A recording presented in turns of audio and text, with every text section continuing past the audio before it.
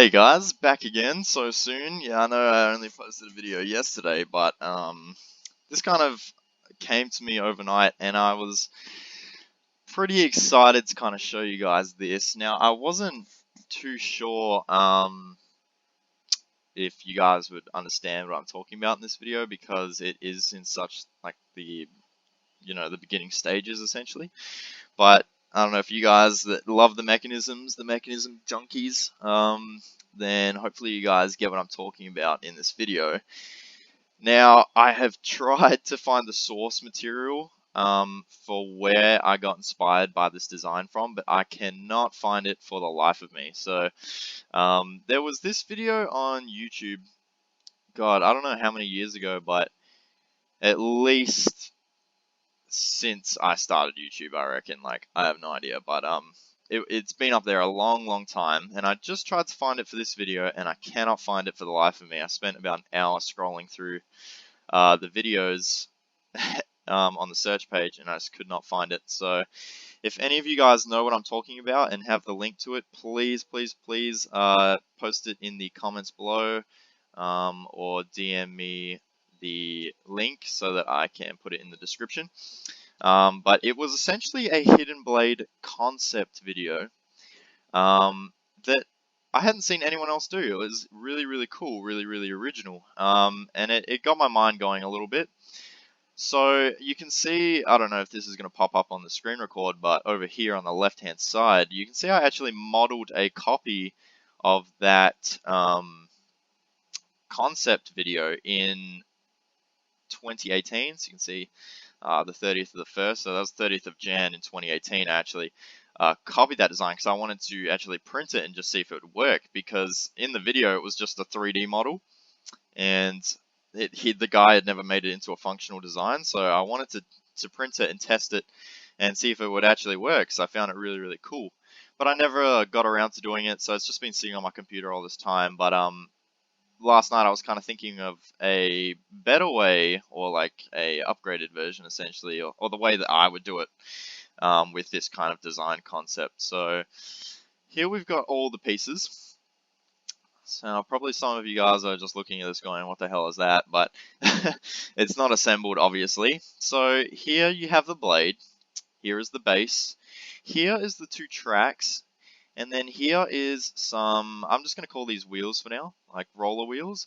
And then we have, this wasn't in the original design, but I changed it so that it would work with elastics, because I didn't think the spring mechanism in the original video would work that well. So this is pretty much almost an exact model of what was in that video, but it's not the same, obviously, because of these things, but it's pretty close. So hopefully you guys can understand what I'm meaning by that video when you see this, and if you see this in that video that I'm trying to find, then you can send me that link, would be much appreciated. But I'm just going to try and explain this to you, and then I'm going to try and explain my variation of this, which I'm hoping to use for the Valhalla blade, and maybe even other hidden blades if that works, but it's just going to be like pure prototyping. And before anyone asks, yes, I am still going to finish the gear design. I really love that design. It's actually printing right now, so you might be able to hear it in the background. Apologies if that's too loud, but yeah. Okay, so let's explain this. So here we go. Base, blade, two tracks here, which swivel on these two axis points there and there. And then we have two roller wheels, and then these pieces actually attach to the roller wheels. And then the way I designed this was I put I would put a elastic around these pieces, which would cause these to push out in either direction, creating kind of like a artificial compression spring. And that's essentially what would make this whole thing run. So if I can explain this to you, we see that little knob here on the base of the blade. So that would run within this track on the base. So I'm going to go ahead and move this over now. Okay guys, this is take two because my microphone wasn't actually connected. So here we go. I'm going to try and explain this one more time. Alright, so this is what it looks like assembled as kind of more of a functional model. So hopefully you can understand it a little bit better. All you need to try and visualize for right now, because I didn't put this in here, is how this works. So you've got these are the two access points, one here, one here. They will be mounted to this hole and this hole. So it forms kind of a seesaw between this side and that side, and it's leveraging on this middle point there. Around where these two notches are, in either side, you can see one's there, one's here, there will be an elastic looped around that. Okay, and then on this side you have one wheel and another wheel, and this wheel will be going through this hole here, and this wheel will be going through that hole there.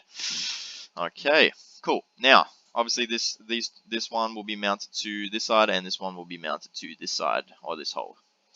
Alright, so now that you have visualized that in your mind, let's go on to the next step. So what's going to happen is you have two sliding tracks like this, one here and one here. Keep in mind, this is the one that was in that guy's video. This is not the design that I will be using, but it uses the same principle, the same concept, I should say.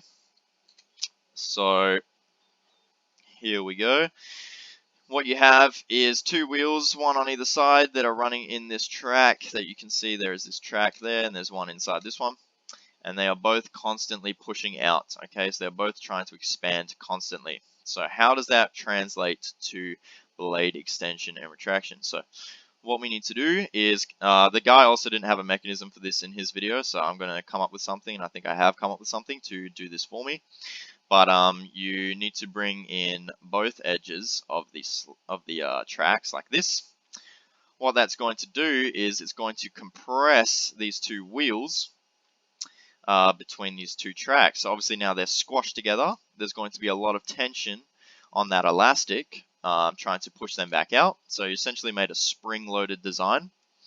And because that elastic wants to return to the contracted position, essentially, it's creating that external force, and it's going to follow the path of least resistance to get back to that position. So because the track is close together here and it's wider apart here, it will push it forwards because it's trying to expand within the tracks. So it will go from here, all that spring-loaded tension, and it will shoot out because it is trying to get to the extended position there. Okay, so obviously when that happens, the blade will come out at the same time.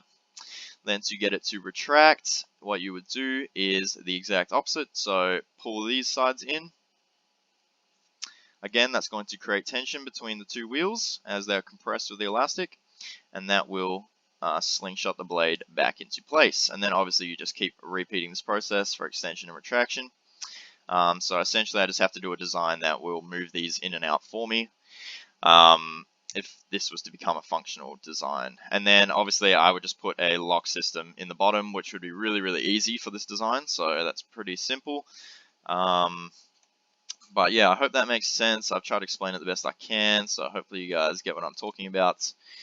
But yeah, if I was to do this, probably in my Valhalla design, I would get rid of just one of these tracks, and you would just move just one of them. So just one would be going like this, because you should still get the same effect with the compression and extension. So yeah, alright, so hopefully that makes sense. If it didn't, as the series goes along and I make this, you should understand it a little bit better as we start to make a real life model of this. But yeah, should be pretty exciting. Again, if you find the link to that original one, please put it in the comments or DM me, and I will chuck it in the description so that you guys can understand what I'm talking about. And yeah, I'm going to kind of try and run with my own version of this design and see what I can make.